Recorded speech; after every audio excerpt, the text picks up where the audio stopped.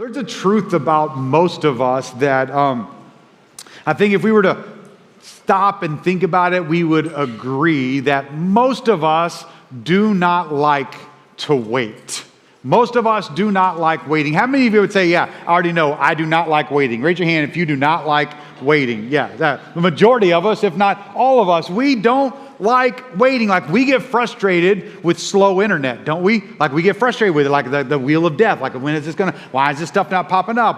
How much longer? And we don't like that. We don't like long lines. And so like when we don't like long lines, how many of you, when you go to the grocery store, you're getting ready to check out, you got your cart, you got your basket, whatever it is, you're walking up to the checkout line, you're looking through the aisles, you're looking like, oh, that person's got way too much stuff in their cart, not getting in that one, not getting in this one, look over there, I've gone to that cashier before, they're really, really slow, not doing that one over there. Why? Because we don't like to wait. We don't like lines. Red lights. I don't know if it's just our community or in Florida or whatever it is. Red lights bring out impatience in people. Like if you're the red light and you're the first one in line, and when the red light goes from red to green, you've got all of about 0.25 seconds to accelerate, or someone behind you is honking already.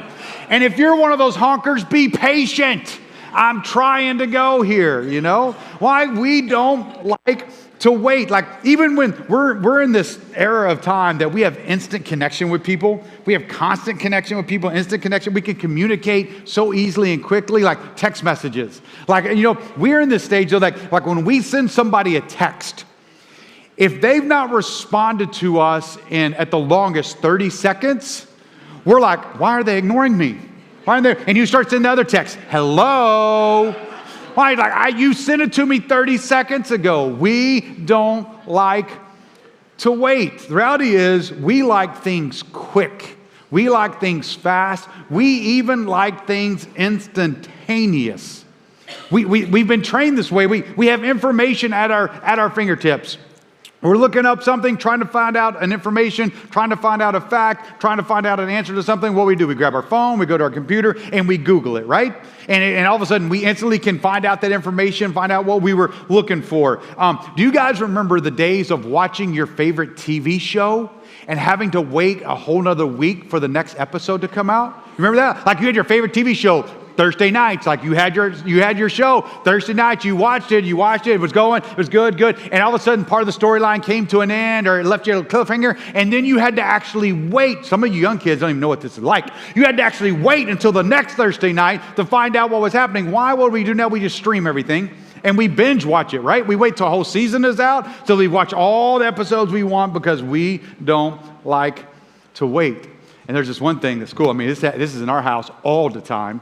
There's this incredible thing called Amazon now that you can order something in the morning and by like 2 o'clock, it'll be on your doorstep. Same day delivery. We love things that are fast. We love things that are instantaneous.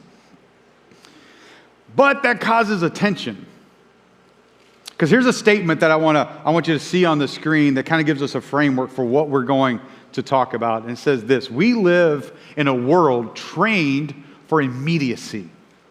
Like we've been conditioned and trained to get things instantaneously. We've been trained for immediacy, but God often works through seasons of waiting. Now, do you see the tension here? The tension is that we've been conditioned and trained as people that things happen fast. We get information immediately. We can find answers immediately. Things change quickly. Like we have been trained and conditioned for immediacy. But the God that we worship, the God that we believe in, the God that we follow, oftentimes works through seasons of waiting. And that causes tension for us. Last week, I started this series in the book of Habakkuk. I want you to grab your Bible and go to the book of Habakkuk. If you were here last week, hopefully you marked it so you can find it again. If you weren't here last week, you're like, I have no idea where that's at. Don't worry.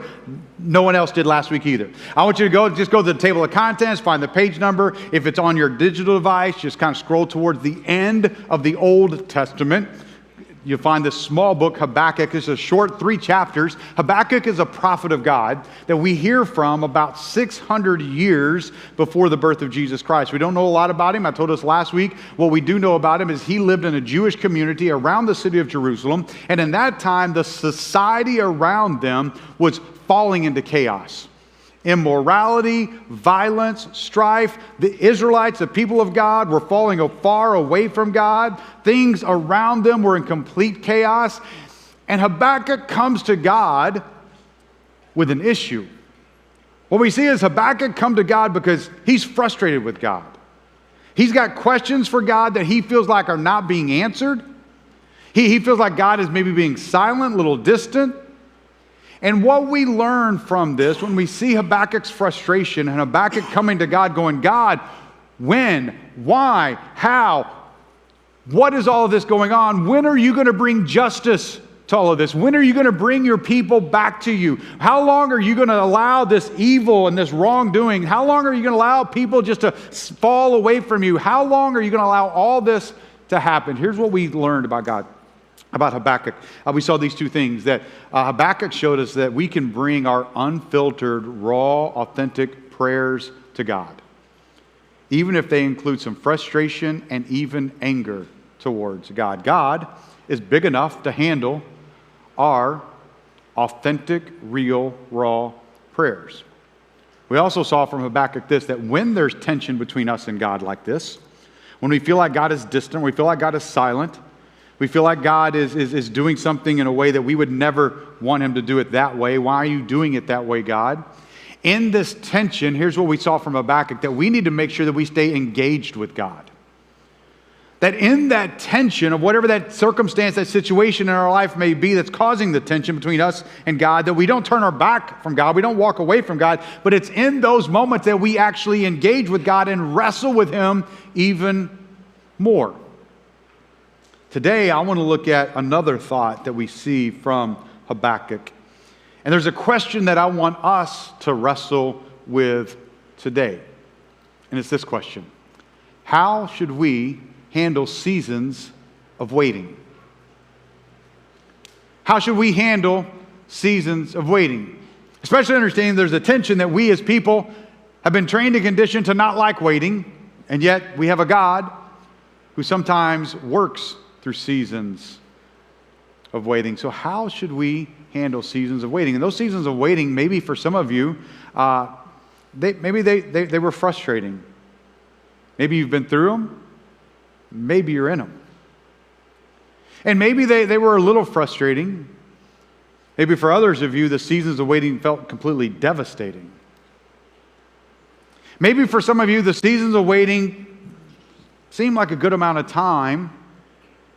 And maybe for others of you, the season of waiting feels like it's never going to come to an end, and it's been going on forever. How should we handle seasons of waiting? Look with me here, beginning in verse 1 of Habakkuk chapter 2. We see words from Habakkuk. This first verse is Habakkuk himself speaking. He's finishing his thoughts from what we ended last week in chapter 1. Habakkuk says this, verse 1, I will take my stand at my watchpost and station myself on the tower and look out to see what he will say to me and what I will answer concerning my complaint. Then verse 2. From 2 to the rest of this chapter is God speaking. These are all the words of God. And God says this, the Lord answered, write the vision, make it plain on tablets so he may run who reads it. For still the vision awaits its appointed time. It hastens to the end, it will not lie. If it seems slow, wait for it. It will surely come, it will not delay. Behold, his soul is puffed up. Now, who's he talking about and his soul is puffed up? He's talking about the Chaldeans, the Babylonians. Remember, if you were here last week, if you weren't here last week, I encourage you to go back and watch that message. But if you're here last week, we saw that all of a sudden Habakkuk's going, God, when are you going to bring justice? When are you going to bring your people back to you? How long are you going to just watch your people do this evil, this wickedness, and fall far from you? And then God says, well, I'm going to use the Chaldeans, the Babylonians, same people group, same nation, a nation who is evil, a nation who is violent, a nation who is godless. And Habakkuk says, wait a second, you're going to use an evil, violent, godless nation to bring your people back to you? Like, God, why would you do it that way? Well, when he says here in verse 4, behold, his soul is puffed up, he's talking about the Babylonians. He's talking about the Chaldeans. And here in a minute, we're about to read, all of a sudden, God says, here's what I'm going to do. And it's like he is speaking to the Chaldeans. It's like he's speaking to the Babylonians. And he says, I'm going to give you some warnings. I'm going to give you some woes to what is going to be ahead of you. Verse 4, behold, his soul is puffed up. It is not upright within him, but the righteous shall live by faith. Moreover, wine is a traitor, an arrogant man who is never at rest. His greed is like as wide as Sheol. Like death, he has never enough. He gathers for himself all the nations and collects all his own peoples. Remember, he's speaking to the Babylonians now. Shall not all these take up their taunt against him with scoffing and riddles for him, and say, woe to him who heaps up what is not his own, for how long? And how loads himself with pledges. Will not your debtors suddenly arise, and those awake who you make tremble? Then you will be spoiled for them, because you have plundered many nations, and all the remnant of the people shall plunder you. For the blood of man and violence to the earth, to cities and all who dwell in them. Woe to him who gets evil gain for his house, to set his nest on high, to be safe from the reach of harm. You have devised shame for your house by cutting off many peoples. You have forfeited your life. For the stone will cry out from the wall, and the beam from the woodwork respond, woe to him who builds a town with blood and founds a city on iniquity. Behold, is it not from the Lord of hosts that peoples labor merely for fire, and nations weary themselves for nothing? For the earth will be filled with the knowledge of the glory of the Lord, as the waters cover the sea. Woe to him who makes his neighbors drink. You pour out your wrath and make them drunk in order to gaze at their nakedness. You will have your fill of shame instead of glory. Drink yourself and show your uncircumcision. The cup is the Lord's right hand, will come around to you, and utter shame will come upon your glory. The violence done to Lebanon will overwhelm you, as will destruction of the beast that terrified them. For the blood of man and violence of the earth to cities and all who dwell in them. What profit is an idol when its maker has shaped it? A metal image, a teacher of lies. For its maker trusts in his own creation when he makes speechless idols. He's talking about like these statues that people would make as gods. They would make them out of stone. They would make them out of wood. They would plate them in gold and make them look, but they literally were just an inapt. They had no ability to do anything. It was not a living God. He says, woe to him who says to a wooden thing, awake, to a silent stone, arise. Can this teach? Behold, it is overlaid with gold and silver, and there is no breath at all in it. But the Lord is in his holy temple. Let all the earth keep silence before him. See, here's what we see is that God begins to roll out, and God outlines the justice that he is going to bring upon the Babylonians, upon the Chaldeans. He's saying to Habakkuk, hey, just so you know, I see it. Just so you know, I'm not ignoring it. Just so you know, I am going to deal with it, and I'm going to deal with it in my time and in my way. That's everything that the bulk of this chapter is saying, is God speaking to Habakkuk, to the Chaldeans, going, hey, your time is coming. And Habakkuk, just so you know, I see all the evil. I see what's going on. I am not ignoring it. I will deal with this in my time. And all of this matters because as we wrestle with this question, how should we handle seasons of waiting? You see, in seasons of waiting, it can feel like God doesn't see us. God doesn't see our situation. It can feel like God doesn't care about us or care about our situation. It can feel like God isn't doing anything and isn't active in our situation, but none of that is true. To Habakkuk, he is saying, I see it. I see you. I see what's going on around society. I care about it, and I am doing something about it. To us, when we are in our seasons of waiting, when we're in the seasons of being in the valley, we're in the seasons of fighting fight after fight after fight. What we need to understand about God is the same thing that he said to Habakkuk here. I see you. God sees you. He sees your situation. God cares about you. He cares about your situation. And he is at work. So how should we handle seasons of waiting? Let's go back to the first 3 verses, and this is where we're going to spend time and focus on. Look back at Habakkuk chapter 2, back at verse 1. Remember, these are the words of Habakkuk, where he said this, I will take my stand at my watchpost and station myself on the tower and look out to see what he will say to me and what I will answer concerning my complaint. I love this phrase that we see in that verse. It says, station myself. Habakkuk says, I've brought all this complaints, I've brought all this, my frustrations, I'm bringing all my requests. God, I don't know what you're doing with this, but I'm bringing it all to you. In my frustration, in my heaviness, in my heartache, whatever it is, I brought it all to you. Now here's what I'm going to do. Habakkuk says, I'm going to climb the watchtower and I'm going to station myself. And I'm going to see what God does and listen to what God is going to say.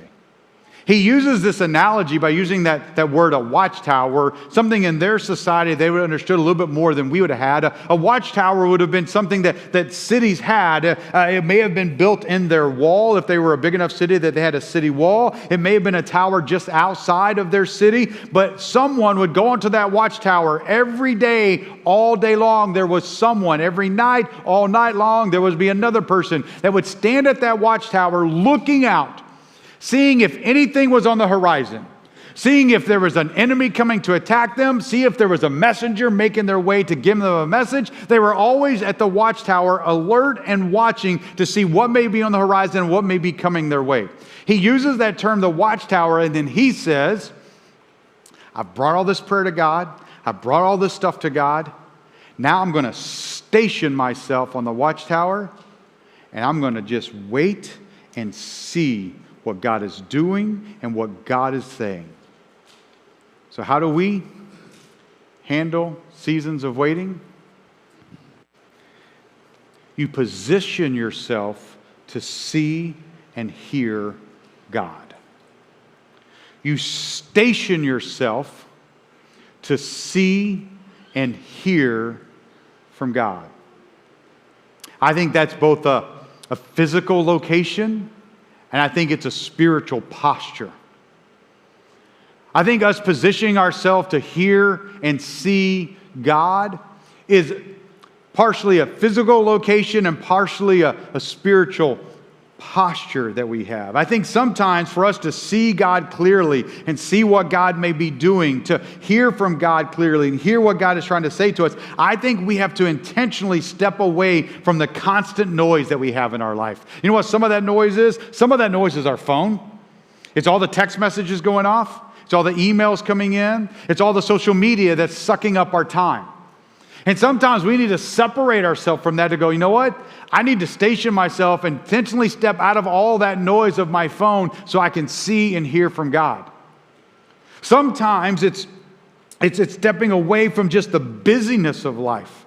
You see, I understand that most everybody's life is busy, and some of that busyness we can control, and some of it we can't control. But the portions of the busyness of our life that we can control, sometimes we need to intentionally step back from that busyness and station ourselves in a place that we can see God at work and hear what God is trying to say to us. Sometimes we need to step away from the emotional reactions. Have you ever been in a situation so long, you're fighting a battle so long, you're in the season of waiting so long that the emotions are raw in you and the emotions are just set off in you constantly, and all of a sudden you realize that you're not dealing with the situation at all in any kind of healthy way, emotionally or spiritually, because your emotions are so charged. Sometimes you need to intentionally step out of the emotions a little bit so you can station yourself in a place, in a position to see what God may be doing and to hear from what God may be trying to say to you.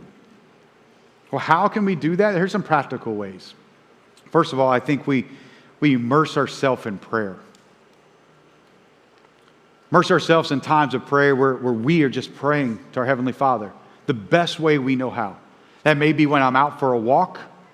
It may be when I'm sitting on my patio all by myself. It may be I have a prayer room, a prayer closet in my house. It may be kneeling down at the altar right here in our church. It may be times you just being with God in prayer. You're immersing yourself in prayer. Maybe by yourself, maybe with others. Your spouse, your kids, your family, your life group.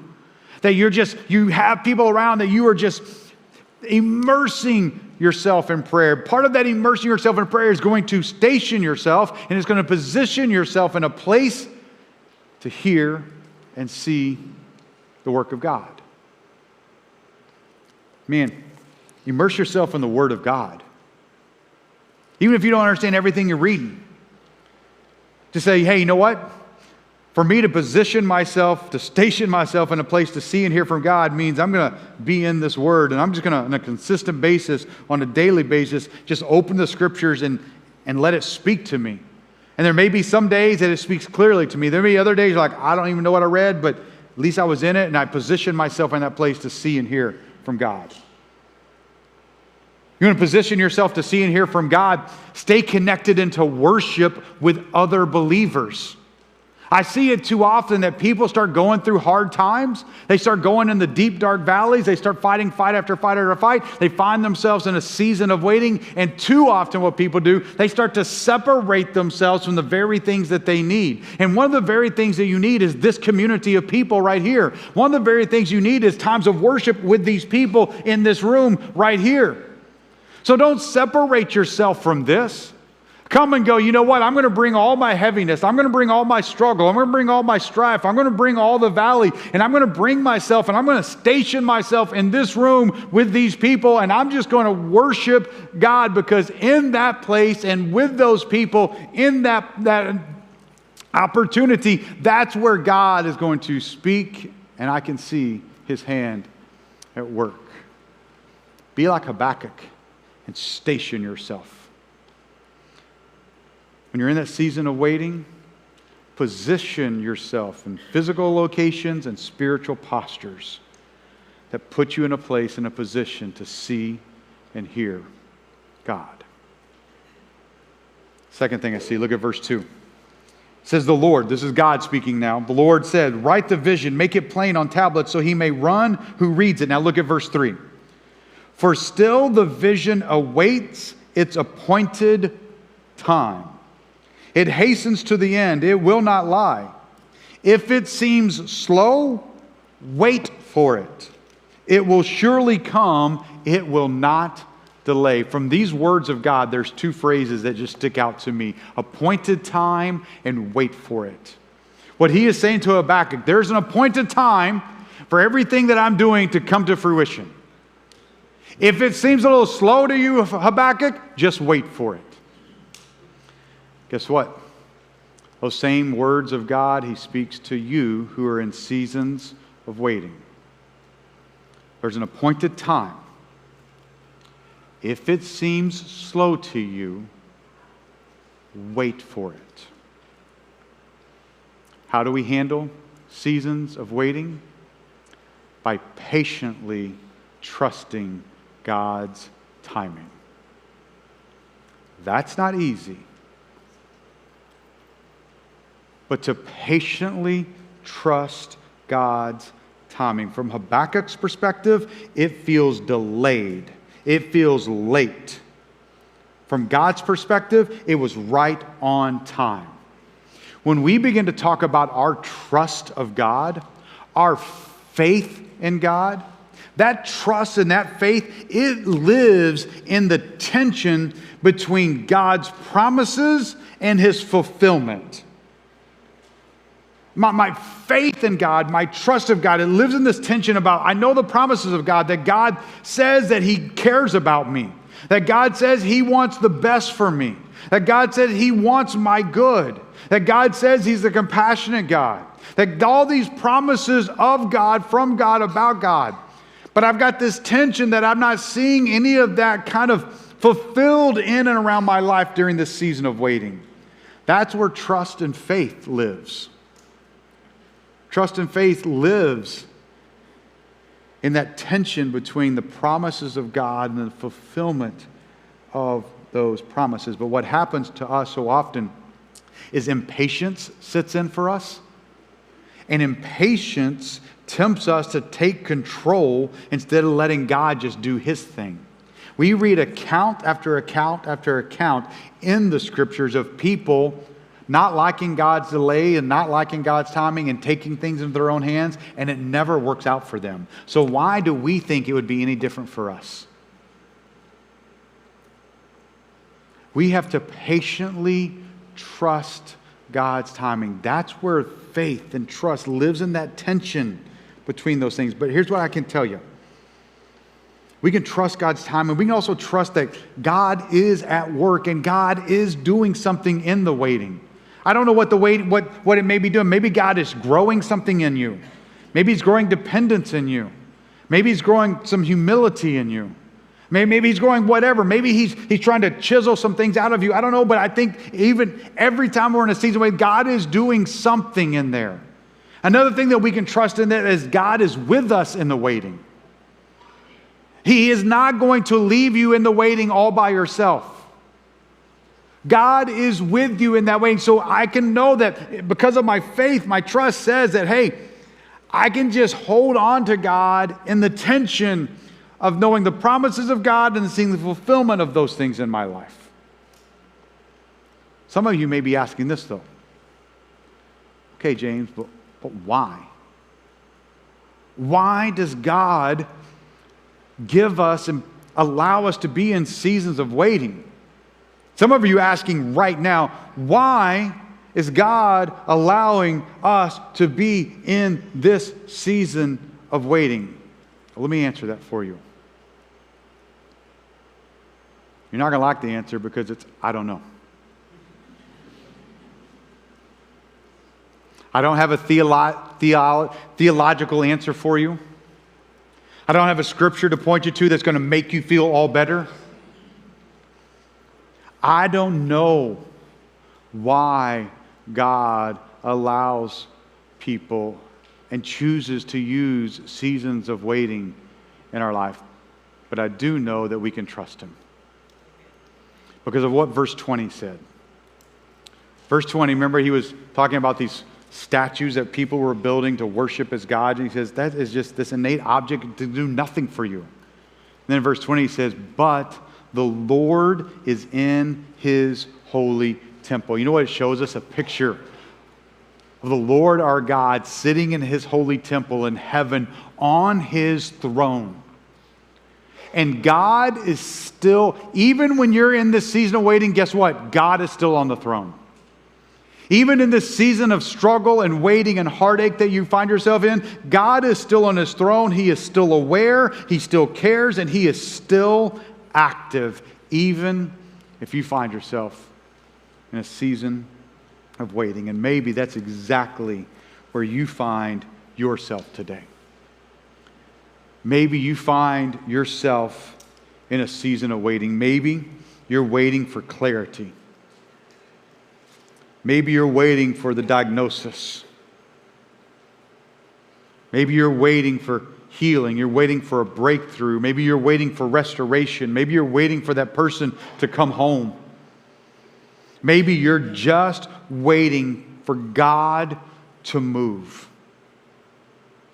How do you handle this season of waiting? You anchor your heart and your mind and your soul in the truth that God is still on the throne in His holy temple.